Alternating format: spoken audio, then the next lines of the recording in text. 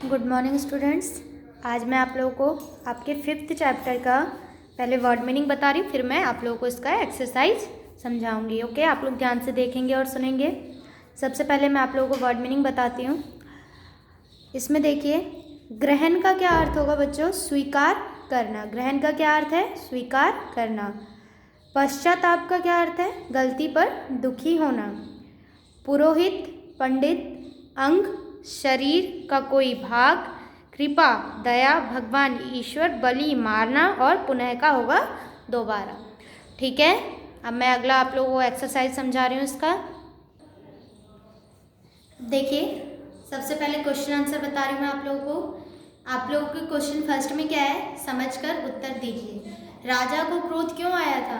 तो राजा को क्रोध इसलिए आया था, राजा के दरबार में एक मंत्री था, वह बात बात पर कहता रहता था कि भगवान की बड़ी कृपा हो गई। एक दिन राजा का बेटा मर गया, तब भी मंत्री ने इन्हीं शब्दों का प्रयोग किया। तत्पश्चात राजा की पत्नी की मृत्यु होने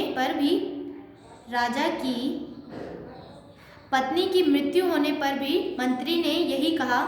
उसके बाद एक दिन राजा अपने तलवार की धार देख रहे थे।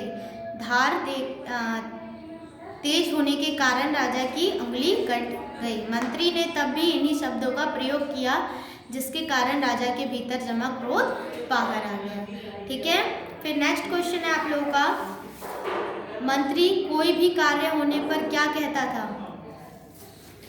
मंत्री कोई भी कार्य होने पर कहता था, भगवान की बड़ी कृपा हो गई। ठीक है, फिर जंगल में किसका पीछा करते करते राजा अपने साथियों से दूर निकल गया? यहाँ है, जंगल में भालू का पीछा करते करते राजा अपने साथियों से दूर निकल गया। ठीक है, डाकुओं ने क्या विचार किया था? आप लोगों को चैप्टर में पढ़ाया है। डाकुओं ने काली देवी को एक मनुष्य की बलि देने का विचार किया हुआ था। ठीक है, राजा बलि के योग्य क्यों नहीं था? राजा का बेटा मर गया था तथा राजा की पत्नी भी मर गई थी और उसकी एक उंगली भी कटी हुई थी, जिससे उसका अंग भंग था। अंग भंग वाले व्यक्ति की बलि नहीं दी जाती है, जिस कारण राजा बलि के योग्य नहीं था। ठीक है, फिर नेक्स्ट है आप लोगों का, मंत्री ने अपने राज्य से बाहर निकालने जाने में भगवान की इच्छा क्यों बताई? इसका आंसर है, मंत्री ने अपने राज्य से बाहर निकाले जाने की भगवान की यह इच्छा बताई। यदि राजा उसे राज्य से बाहर नहीं निकालता तो वह भी उस दिन राजा के साथ जंगल जाता, तब डाकू उसे भी पकड़ लेते। राजा की उंगली कटे होने के कारण वह तो बच जाता, परंतु मंत्री की मृत्यु पक्की हो जाती। परंतु राजा द्वारा राज्य से बाहर निकाले जाने पर वह बच गया। ठीक है, फिर नेक्स्ट है आप लोगों का लास्ट क्वेश्चन, राजा ने मंत्री को क्या आदेश दिया? इसका आंसर है, राजा ने मंत्री को राज्य से बाहर निकल जाने का आदेश दिया और कहा कि मेरे राज्य में अन्न जल ग्रहण मत करना। ठीक है, यह आपका क्वेश्चन आंसर है, ये आप लोगों को कॉपी में नोट करना है। आप लोगों का शॉर्ट टाइप है, किसने कहा और किससे कहा? भगवान की बड़ी कृपा हो गई, मंत्री ने राजा से। तुम्हारा बेटा जीवित है, पुरोहित ने राजा से।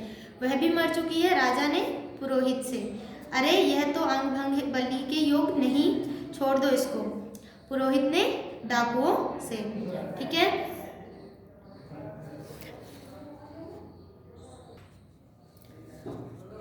महाराज अब आप शिकार करने जाते थे तो मुझे भी अपने साथ ले जाते थे। अगर इस बार मैं आपके साथ होता तब मैं भी आपके साथ जंगल में बहुत दूर निकल जाता। किसने कहा था? मंत्री ने राजा से। एक दिन राजा के लिए एक नई तलवार बनकर आई। धार तेज होने के कारण राजा की उंगली कट गई। डाकुओं ने काली देवी को एक मनुष्य की बलि देने का विचार किया हुआ था। पुरोहित ने कहा कि इसका तो अंग कटा हुआ है। मंत्री राजा के साथ उपस्थित हो गया। फिर नेक्स्ट है आप लोगों का question number first, right wrong. राजा का मंत्री भगवान का भक्त था, राइट। मंत्री की बात सुनकर राजा बहुत प्रसन्न होता था। रॉन्ग। राजा ने मंत्री को तुरंत राज्य से बाहर निकाले जाने का आदेश दिया था। राइट। डाकुओं ने राजा की बलि चढ़ा दी। रॉन्ग। मंत्री को राजा ने वापस राज्य बुला लिया। राइट। ठीक है, तो इतना है आप लोगों का एक्सरसाइज इस चैप्टर का, चैप्टर 5 का। आप लोगों को इसको बुक और कॉपी में दोनों में नोट करना है। जो शॉर्ट टाइप है आप लोगों को कॉपी में बुक में नोट करना है, और एक्सरसाइज क्वेश्चन आंसर जो है वो आप लोगों को कॉपी में नोट करना है। ठीक है, शॉर्ट टाइप बुक और क्वेश्चन आंसर कॉपी में नोट करके स्कूल में चेक कराने के लिए लेकर आना है। Okay, thank you.